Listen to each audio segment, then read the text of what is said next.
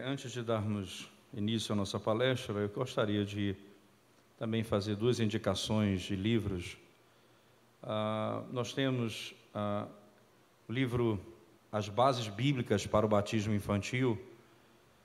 Esse material, irmãos, é uma preciosidade, é um dos melhores livros sobre o tema que nós já publicamos. Eu gostaria muito, você que tem dúvida, você que gostaria de entender, de compreender a doutrina do pacto aplicada ao batismo, o que significa o batismo infantil dentro do pacto, do pacto de Deus com o seu povo, seria muito importante a leitura desse livro. Então, eu incentivo e indico esse livro de todo o coração.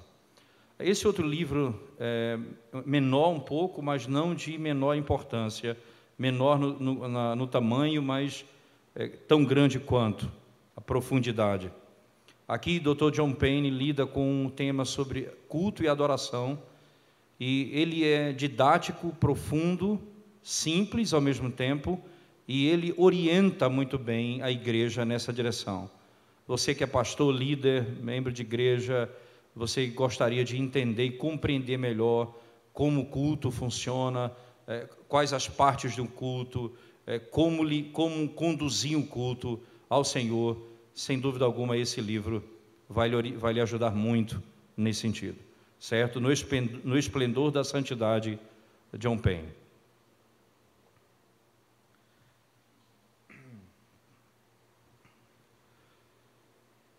Nós temos já a nossa terceira palestra desde ontem duas, hoje a primeira, e posteriormente teremos mais uma com o pastor Rodrigo Broto. Eu só queria tentar ligar os pontos, conectar os pontos aqui rapidamente, para que a gente entenda um pouco o que é que está acontecendo com as palestras. Ontem nós começamos falando sobre a relação entre igreja local e igreja católica universal, nos termos como apresentado na Escritura Sagrada. A igreja invisível ela é católica, a igreja visível é católica. Não é? A igreja invisível ela é católica no sentido de que Deus tem, sem dúvida alguma, os seus eleitos em todas as épocas, em todos os tempos, não é? E essa igreja invisível, que é católica, ela tem um número perfeito de eleitos, ela não aumenta nem diminui. A igreja invisível, que é católica, ela tem um número que cresce, tendo em vista que aqueles que pertencem à igreja invisível vão crendo no Evangelho e vão entrando dentro da igreja visível. Consequentemente, não é? Nós temos o tema seguinte, que foi posto pelo pastor, pelo nosso irmão, pastor Josafá Vasconcelos, quando ele tratou sobre o governo de igreja. Ora, as duas coisas começam a se conectar. Perceba, nós somos membros do corpo de Cristo e existe uma liderança na igreja. Então vem a pergunta, nós somos igreja individualmente ou nós pertencemos a um corpo? É necessário nos tornarmos membros de uma igreja local? Será que eu posso ser crente sem participar de uma igreja local? Será que eu posso me declarar crente sem ser membro de uma igreja, tendo em vista que eu sou a igreja, logo eu dirijo a minha própria vida, eu me ensino, eu me oriento, eu me disciplino, eu me restauro? Como funciona isso? E exatamente nesse sentido, eu gostaria de abordar o nosso tema de hoje. Não é? Nós somos a igreja e precisamos resgatar o sentido corporativo de sermos igreja, de pertencermos à igreja do Senhor. Então, se nós somos membros de uma igreja invisível, católica, e membros de uma igreja visível, católica, e essa igreja foi ordenado por Deus um sistema de governo e liderança para orientá-la, logo parece lógico que esses governam uma igreja local, quando foi ordenado aos apóstolos que saíssem pelas cidades, elegendo e escolhendo presbíteros de cidade em cidade. Essas igrejas locais, então, elas sendo parte do corpo de Cristo, isto é uma igreja local, mas igreja católica, universal. Lembre-se quando nós citamos ontem o caso de Saulo, que perseguia a igreja, e Jesus Cristo se apresenta a ele dizendo: Saulo, Saulo, por que me persegue? Veja, Saulo perseguia a igreja. Não era uma igreja específica, mas a igreja de Cristo.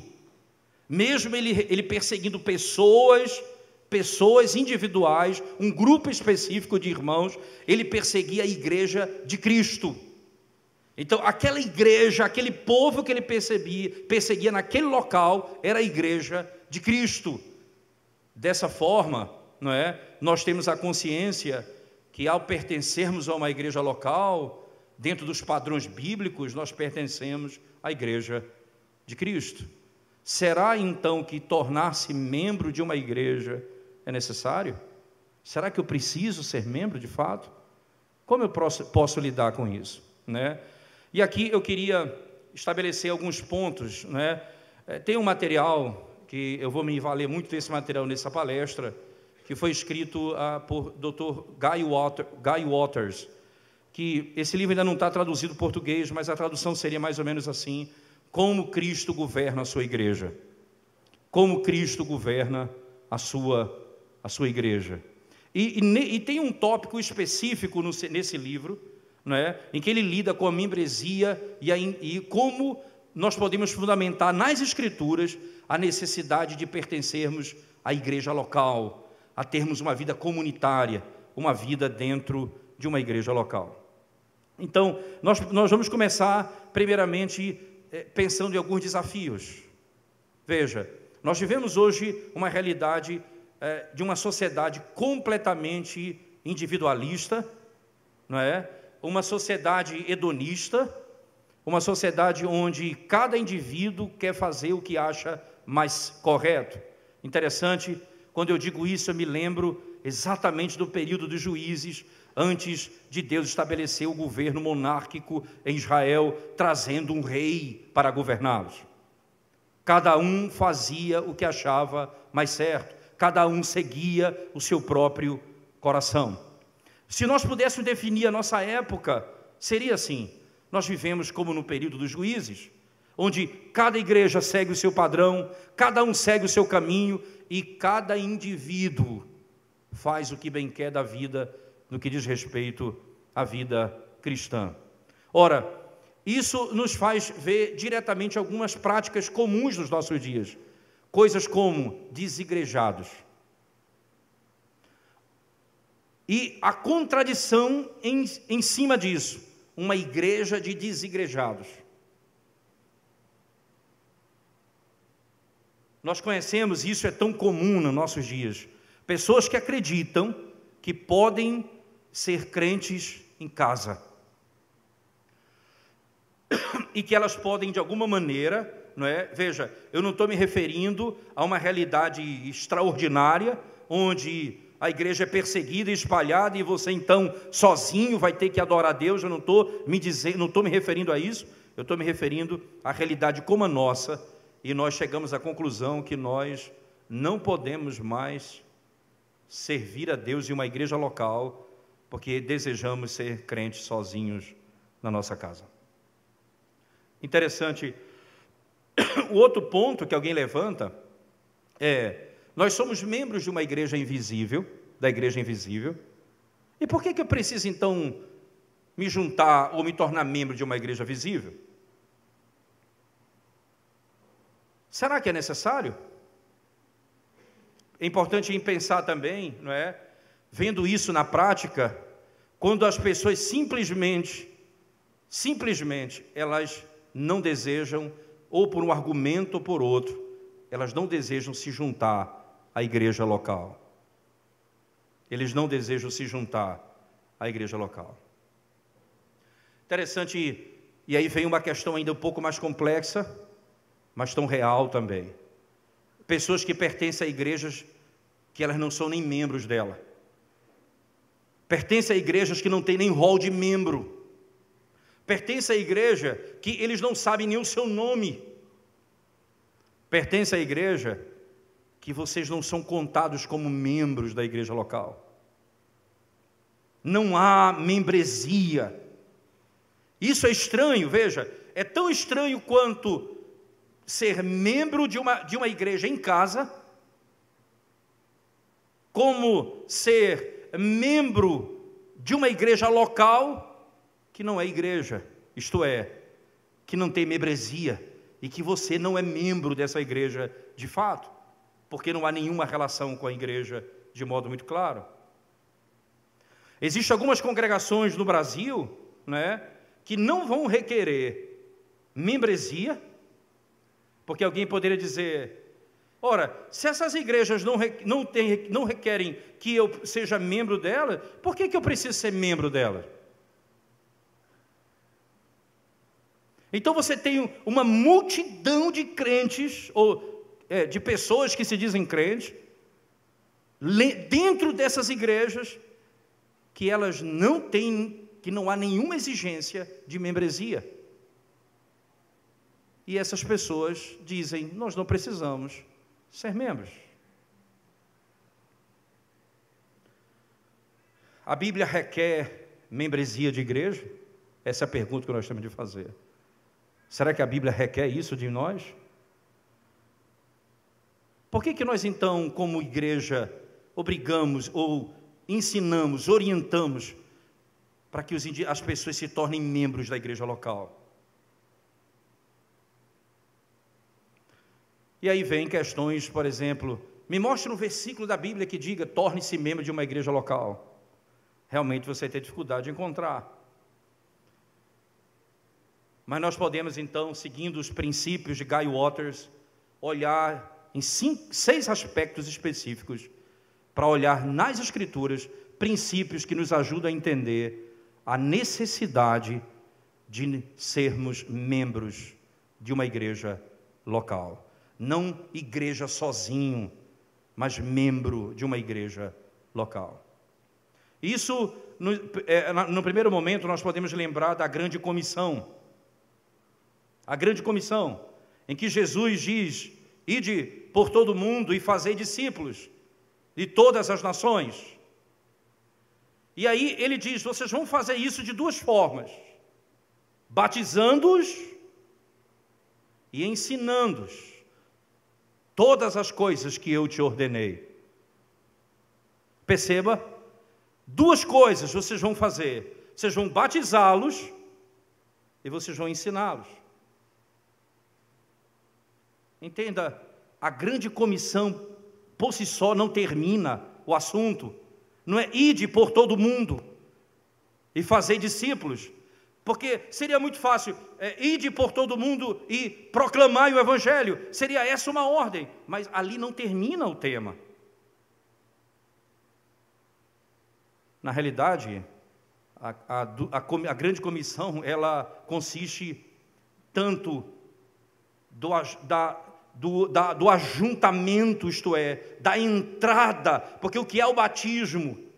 O batismo é o fato de você se tornar membro do corpo de Cristo numa igreja local. Você já creu no Senhor e você já recebeu o Espírito quando creu e você já é membro da igreja de Cristo. O batismo, então, é um sacramento que reflete o aspecto interno por uma obra externa, isto é, a água do batismo aponta para aquilo que já aconteceu. Então, você torna-se membro. E ainda, a segunda parte, o aperfeiçoamento dos santos. Veja, ele diz, o Senhor Jesus, ide por todo o mundo, fazei discípulos de todas as nações. Vocês vão fazer isso de 2 maneiras, batizando-os e ensinando-os, instruindo-os. Você percebe que 2 coisas estão postas. Você vai ser recebido e você vai ser instruído. Você vai ser aperfeiçoado. Você vai ser ensinado. Logo, isso então mostra que na grande comissão, para ser executada, não é? Ela precisava desses 2 elementos. O livro de Atos, por exemplo, nos ajuda a responder declaradamente essas questões todas.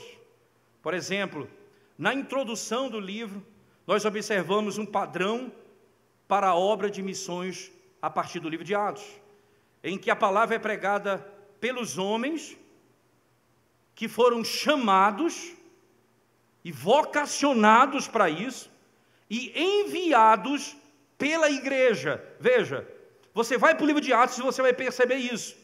Esses homens foram chamados, vocacionados para aquela obra da proclamação da palavra, não é? E eles vão ser enviados pela igreja. Você vai encontrar isso no livro de Atos. Como é que se não há uma igreja local, como eles vão ser enviados? Eles são enviados pela igreja de Jerusalém. E eles são enviados para os lugares do mundo. Isso é muito claro, parece no texto. Quando o Espírito Santo abençoa a pregação da palavra, homens e mulheres respondem em fé e arrependimento.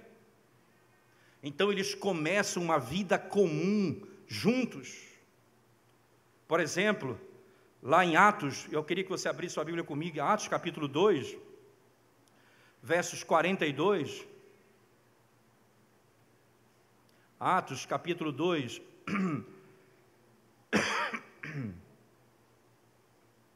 Atos capítulo 2, especificamente o verso 42.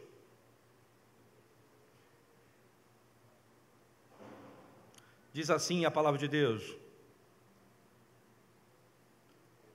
e perseveravam na doutrina dos apóstolos e na comunhão, no partir do pão e nas orações.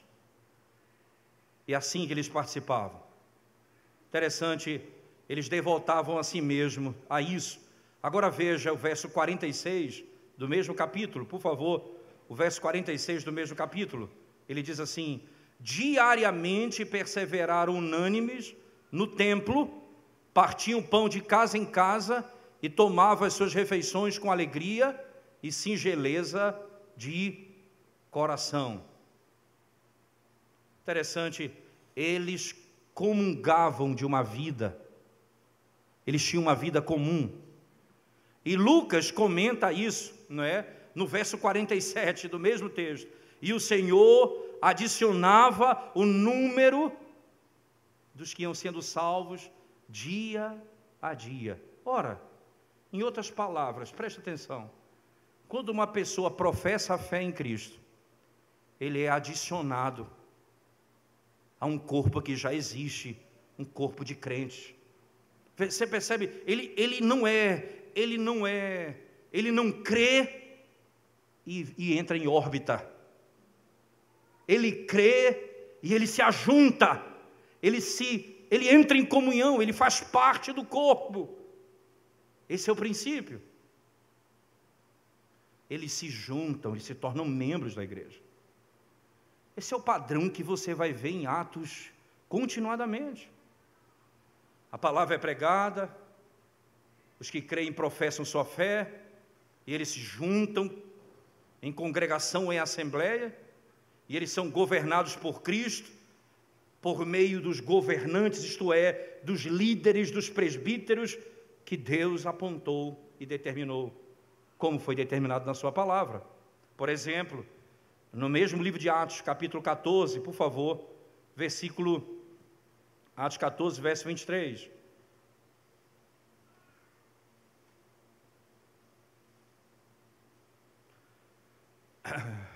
E promovendo-lhes em cada igreja a eleição de presbítero, depois de orar com jejuns, os encomendaram ao Senhor em que haviam crido.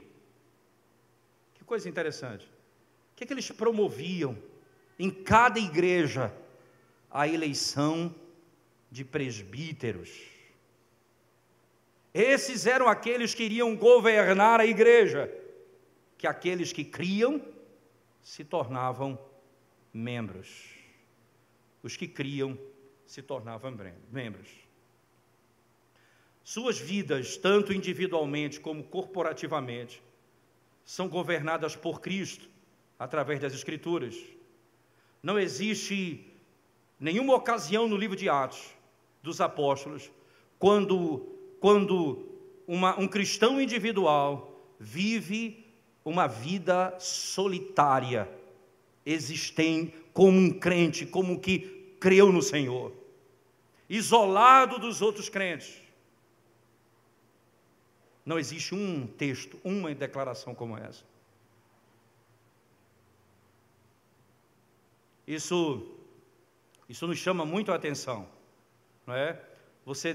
Nós podemos ter isso repetidamente no livro de Atos, como uma verdade inequívoca no texto sagrado, mas você tem, por exemplo, expressões claras, como no capítulo 16 de Atos. Eu queria que você abrisse comigo a Escritura para esse fim.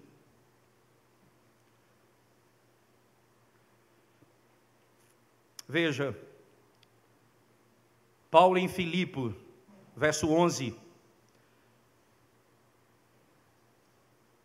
Paulo prega o Evangelho, o Senhor abriu o coração de Lídia e ela foi salva. Verso 16, a cura de uma jovem adivinhadora. Dentro do contexto nos parece que ela é salva. No verso 27, a conversão do carcereiro. É interessante, veja, você tem uma mulher adivinhadora, Lídia, uma vendedora, e você tem um carcereiro. Diferentes, pessoas com vidas diferentes, contexto diferente, história diferente. Acontece que Paulo e Silas, eles são libertos, depois de serem presos por causa da narrativa que vocês já conhecem. Mas quando ele é solto, verso 39 e 40, final do capítulo 16. Então foram ter com eles pediram desculpas, e relaxando-lhes a prisão, rogaram que se retirasse da cidade. Tendo se retirado do cárcere, dirigiram-se para a casa de Lídia, e vendo quem? Os irmãos. Perceba, ele cita Lídia distintamente, porque essa foi a casa que ele foi, mas ali já tinham irmãos. E quem são esses irmãos? O carcereiro, a mulher que era possuída do Espírito e foi salva. Eles já se juntavam à igreja, eles já eram chamados irmãos. Isso nos mostra, irmãos, com toda a certeza, que já dentro da própria revelação bíblica, o Senhor já nos ordena que nós devemos nos ajuntar em igreja e não viver isolados como crentes. Por outro lado, eu queria exatamente pensar, não é? Na primeira carta de Paulo aos Tessalonicenses. Eu queria que você abrisse sua Bíblia comigo. E aí a gente muda para outro tópico, não é? Especificamente, não é? Na primeira carta de Paulo aos Tessalonicenses, capítulo 5, verso 12 e 13.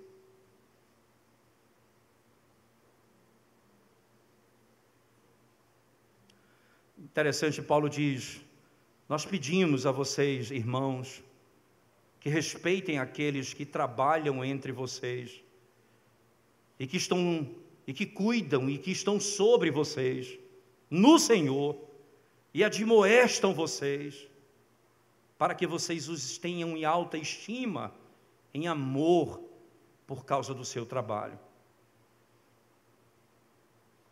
Você percebe que num texto específico que nós lemos, o grande princípio da grande comissão nos ajuda, e o segundo ponto, em 1 Tessalonicenses 5, 12 e 13, Paulo nos exorta e exorta a igreja, por meio de um mandamento, assumindo que os crentes de Tessalônica tinham um relacionamento reconhecido com os líderes nesta igreja local. Eles pedem para que eles estimem os seus líderes que pastoreiam e que ensinam. Ora, se eles não são membros de uma igreja local, que relacionamento tem esses com esses líderes? Agora considere ainda, no mesmo princípio, Colossenses 3, verso 13. 1 Colossenses capítulo 3, verso 13, por favor. Abra sua Bíblia comigo. Colossenses, na realidade, Colossenses 3, verso 13.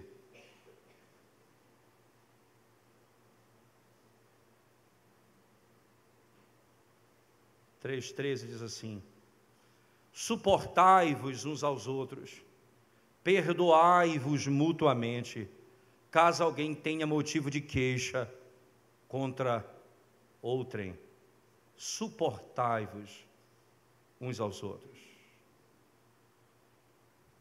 Se você olhar ainda no verso 16, perceba, no mesmo texto, por favor, Paulo diz: habite ricamente em vós a palavra de Cristo, instruí-vos e aconselhai-vos mutuamente em toda a sabedoria, louvando a Deus com salmos e hinos e cânticos espirituais com gratidão em vosso coração. Perceba que o que Paulo está ensinando aqui diretamente no texto, irmãos, existe uma irmandade, uma comunhão, um com o outro. Você lida com o seu próximo, não é algo isolado, há uma relação entre irmãos. E por que isso acontece? Se você for para o primeiro capítulo de Colossenses, no verso 2 está lá, Paulo diz: aos santos e fiéis irmãos em Cristo, na cidade de Colossos. Perceba, ele está se dirigindo aos santos irmãos que estão naquela cidade, e ele então se dirige dizendo: é assim que devemos tratar um ao outro. Paulo tem em mente um corpo definido de crentes, que tem compromisso e obrigações um com o outro nesse corpo. E isso, irmãos, é membresia da igreja que torna isso possível. Ter essas obrigações entre irmãos. Paulo não entra aqui, não está lidando com cristãos, você que está sozinho, você que vive só. Ele lida com a igreja e no relacionamento entre os irmãos. Como pode alguém imaginar que pode ser membro da igreja invisível e não fazer parte da igreja visível, se o relacionamento entre os irmãos é parte dessa realidade e está debaixo de um governo, faz parte dessa realidade? Primeiro, nós vimos a grande comissão. Segundo, nós vimos o relacionamento entre os irmãos, tanto debaixo da autoridade de uma liderança, como o relacionamento entre os próprios irmãos. E terceiro, nós podemos falar acerca da disciplina, a necessidade da disciplina eclesiástica. Como poderá ser exercida a disciplina se não houver membresia?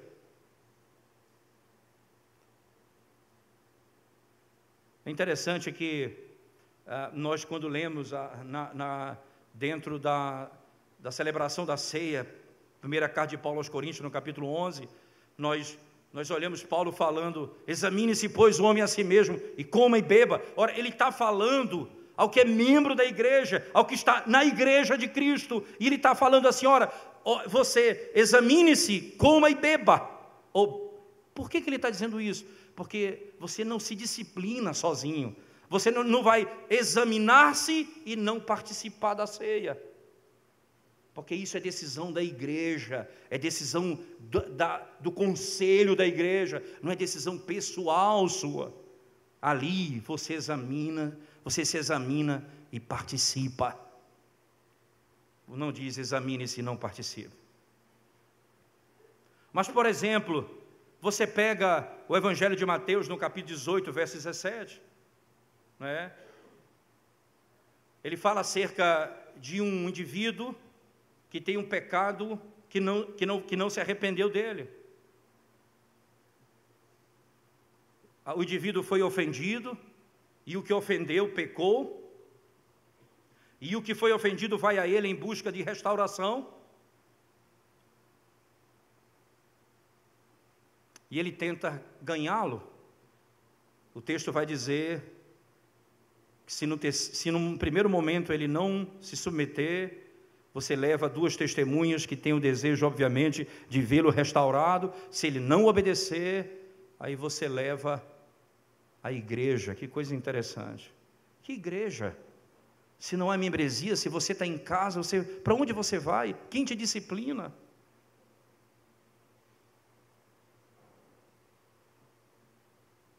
Você é levado à igreja. E aqueles líderes eleitos, presbíteros e pastores eleitos, os presbíteros da igreja, que vão discernir o caso.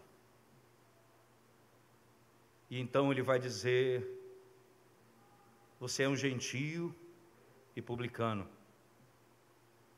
Caso ele permaneça impenitente, é só a igreja que vai declará-lo gentio e publicano. Eu sozinho, com um problema com meu irmão, não posso declarar o meu irmão gentio e publicano. Nem duas testemunhas podem declará-lo. Só a igreja pode declará-lo. Você percebe essa relação, irmãos, um cuidando do outro, até chegar nesse princípio da liderança. A igreja então decidirá. Esse é um ponto importante. Ora, veja se não é exatamente isso que o apóstolo Paulo faz na primeira carta de Paulo aos Coríntios, capítulo 5. Eu queria que você abrisse sua Bíblia comigo, por favor.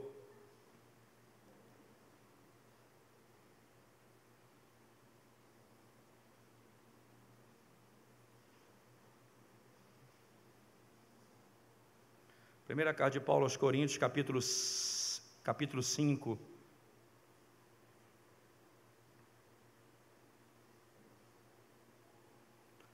A partir do verso 2, vamos ler a partir do verso 1, diz assim: geralmente se ouve que há entre vós imoralidade tal, como nem mesmo entre os gentios, isto é, haver quem se atreva a possuir a mulher de seu próprio pai.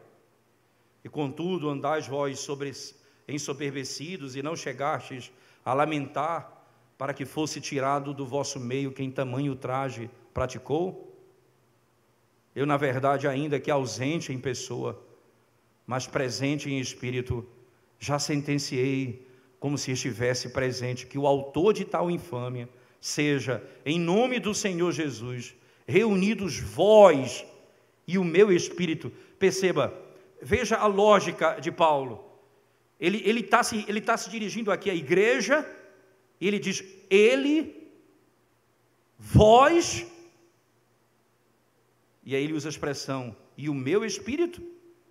Com o poder de Jesus, nosso Senhor, ele vai ser entregue a Satanás para a destruição da carne.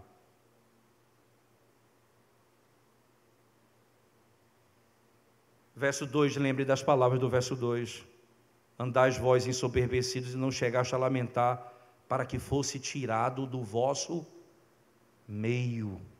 Você percebe aqui? Como é tirado do meio? Ele está onde? Ele pertence a um corpo. Ele é membro de uma igreja local. Como ele é tirado do meio?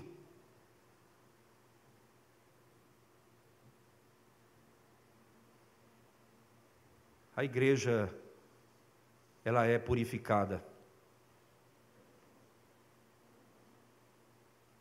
A intenção da disciplina, o objetivo é restauração. Veja, o apóstolo Paulo diz, verso 5, ele vai ser entregue a Satanás para a destruição da carne, a fim de que o espírito seja salvo no dia do Senhor Jesus.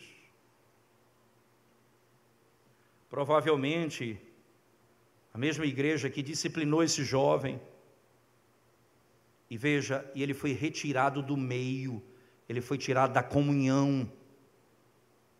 Você lembra lá na antiga aliança, quando alguém tinha uma lepra, ele passava 7 dias depois era checado se aquela ferida não era uma lepra como a hanseníase que nós temos hoje, mas era algum tipo de ferida na pele, algum tipo de um problema na pele que tirava a cor, tornava-se branco a pele. E aí o texto diz: esse indivíduo passava 7 dias fora do arraial.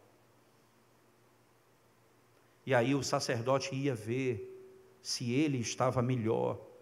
Se ele tivesse melhor, a pele começou a mostrar uma outra coloração, ele era trazido de volta.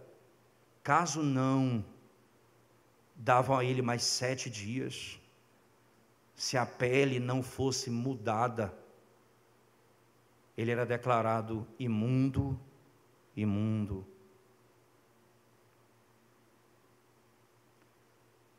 Esse indivíduo não foi tirado para fora da igreja simplesmente sem ser checado se houve mudança na coloração da sua pele. Provavelmente o que acontece na primeira carta de Paulo, na segunda carta de Paulo aos Coríntios, no capítulo 2, provavelmente tem referência a isso que aconteceu aqui. Verso 5 da segunda carta de Paulo aos Coríntios, capítulo 2. O penitente deve ser readmitido aí na igreja. Ele diz: ora, se alguém causou tristeza, não fez apenas a mim, mas para que eu não seja demasiadamente áspero, digo que em parte a todos vós, basta-lhe a punição pela maioria, de modo que deveis, pelo contrário, perdoar-lhe e confortá-lo, para que não seja o mesmo consumido por excessiva tristeza. Pelo que vos rogo que confirmeis para com ele o vosso amor. Ele é readmitido, provavelmente, perceba, você tem uma exclusão e você tem alguém que é restaurado à comunhão da igreja. E isso é a igreja que faz. E entenda, a igreja, irmãos, aqueles que foram dados a condição de julgar os presbíteros da igreja. Como que alguém pode pensar que ele é a igreja e ele então vive a vida sozinho, como desigrejado? Como pode ele participar dessa realidade? Não é isso claro na Bíblia, que Deus determinou o ajuntamento, a comunhão, a relação corporativa entre irmãos? Parece que sim. Quarto, o sacramento da ceia do Senhor, especificamente, assume a existência da membresia da igreja. Veja, na primeira carta de Paulo aos Coríntios, no capítulo 11, verso 17 ao 34, ele deixa claro que nem todo mundo é permitido participar da mesa do Senhor, participar do sacramento. É vetado aos ímpios, é vetado ao incrédulo. Ora, logo, por que esses não podem? Porque eles não são membros da igreja, eles não são membros do corpo de Cristo. Se não houvesse membresia nem corpo nesse aspecto físico, todo mundo que chegasse na igreja, até o incrédulo, poderia participar da mesa do Senhor. E por que vetamos então aos incrédulos? Porque existe a membresia, existe uma igreja local. Ele dá uma direção específica à igreja, como a ceia do Senhor deve ser observada. E ele alerta as pessoas contra comer o pão e beber o copo ou vinho, beber a taça do Senhor de maneira indigna. Ora, por que ele alerta isso se é para todo mundo? E cada pessoa deve examinar-se a si mesmo. Perceba aqui que está proposto nos argumentos de Paulo aqui. Paulo está dizendo que a ceia do Senhor será administrada somente na igreja,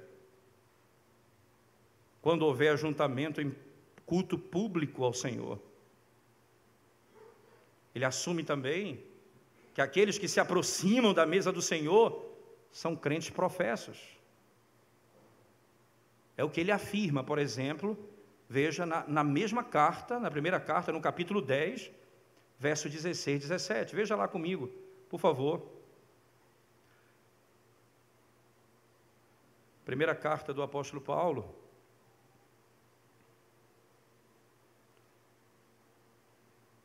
Capítulo 10, versos 16 e 17.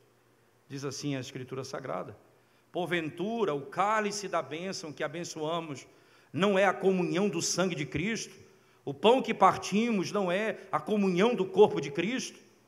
Porque nós, embora muitos, somos unicamente um pão, um só corpo, porque todos participamos do único pão. Você percebe? Ele está dizendo, os que participam do pão são um, estão unidos ao pão, que é Cristo. Não é permitido todos participarem da mesa. Isso é um princípio claro na Escritura. Em quinto lugar, nós podemos pegar, por exemplo, Efésios, capítulo 4, verso 11 a 16, Colossenses, capítulo 2, verso 19, especialmente expressões como o crescimento, a edificação do corpo, Paulo diz, aquilo que é requerido de cada um, trabalhar propriamente, adequadamente, para a edificação do corpo. Posteriormente, novos crentes são unidos, um com o outro, no caminho, dessa forma, de tal maneira que o corpo e as partes vão sendo declaradas. Veja, o corpo ele é organizado pelas partes, e cada membro vai participando desse corpo, unindo-se um ao outro. Não é simplesmente que os crentes compartilham um com os outros dos dons e das graças. Significa que eles estão comprometidos e estão unidos uns com os outros. E como pode esse compromisso de trabalhar para a edificação do corpo? Como pode isso, irmão? Se não for por meio da expressão da membresia da igreja. Como você vai trabalhar sozinho, sendo crente em casa? Que corpo você edifica? Sozinho.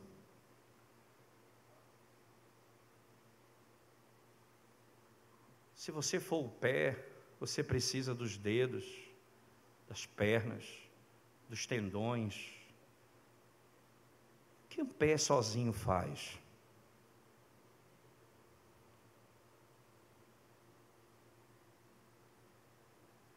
Não faz nada. Em último lugar, aquilo que foi falado ontem, eu vou rapidamente ventilar, porque já foi bem tratado ontem pelo pastor Josafá Vasconcelos. A responsabilidade dos presbíteros da igreja. A responsabilidade requer membresia. Como que os presbíteros são responsáveis? Pelo quê? Se não há membresia pelo qual eles devem cuidar, pela qual os presbíteros devem cuidar. Essa membresia é aquela chamada igreja visível, local do Senhor. Preste atenção na carta aos Hebreus, por favor, capítulo 13, verso 17, por favor. Hebreus, capítulo 13,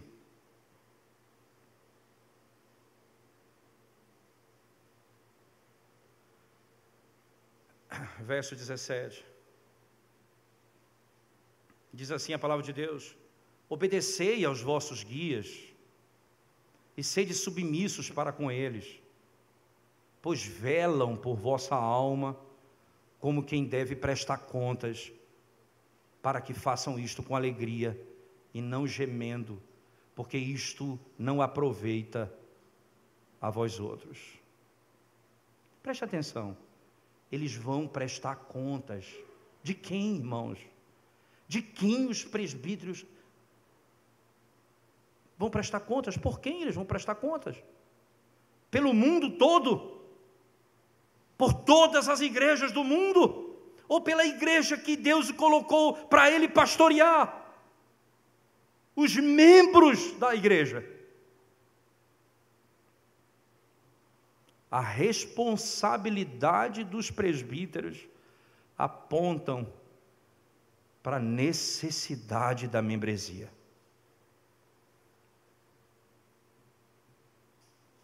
Podemos concluir dizendo então assim, irmãos, o Novo Testamento ele requer a membresia da igreja, de cada crente professo.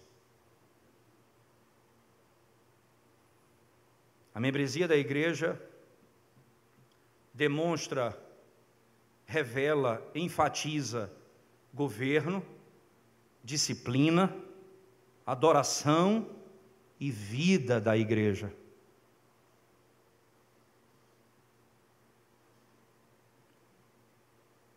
Você não pode dizer, eu pertenço à igreja invisível, sem estar e sem pertencer à igreja visível de Cristo. Não são duas igrejas distintas, é a mesma igreja. O discipulado, o crescimento, o aprendizado, a disciplina, o amor, o afago, é parte daqueles que pertencem ao corpo de Cristo. A igreja local.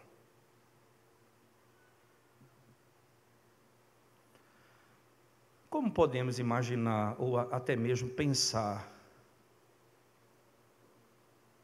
que podemos dizer, eu sou a igreja, e não preciso da igreja?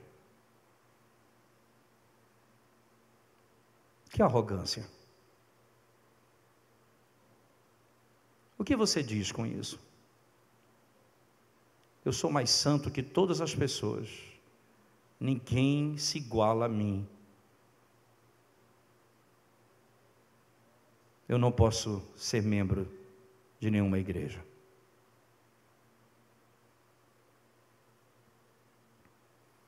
Ou você pode dizer, eu creio no Senhor, eu sou membro da igreja invisível. Você não entendeu o que é a igreja invisível, se você pensa isso, e não deseja pertencer ao corpo visível da igreja de Cristo.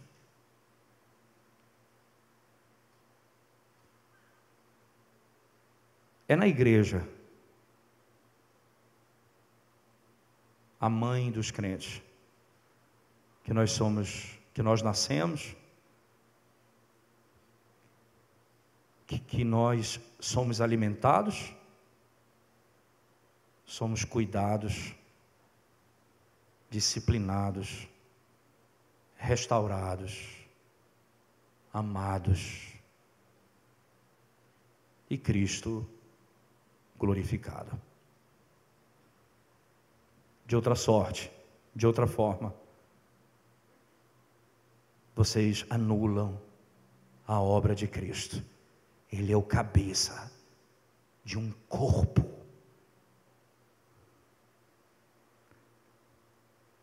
Ele é o cabeça de um corpo. Por que você, que se diz crente, está fora da igreja? Por que você participa de uma igreja que não tem membresia?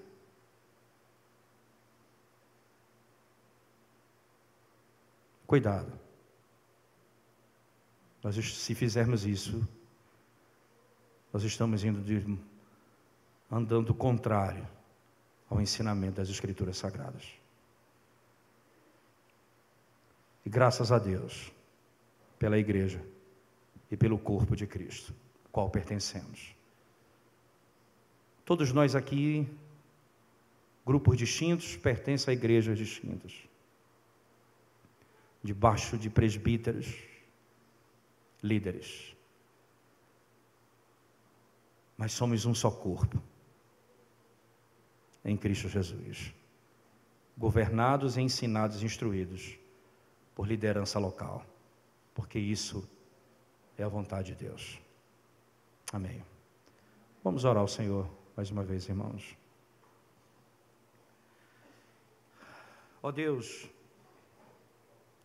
nós te damos graças pela oportunidade de refletirmos essas verdades nessa noite. E ainda amarmos mais ainda a tua igreja local, a tua igreja, o teu corpo, a noiva, a menina dos olhos do nosso Senhor. Como líderes, ensina-nos a cuidar do teu rebanho. Como membros de igreja, ajuda-nos a vivermos em submissão à tua palavra, aos líderes, enquanto eles permanecerem fiéis às sagradas Escrituras. Derrama a tua graça sobre a tua igreja. Abençoa cada igreja local aqui.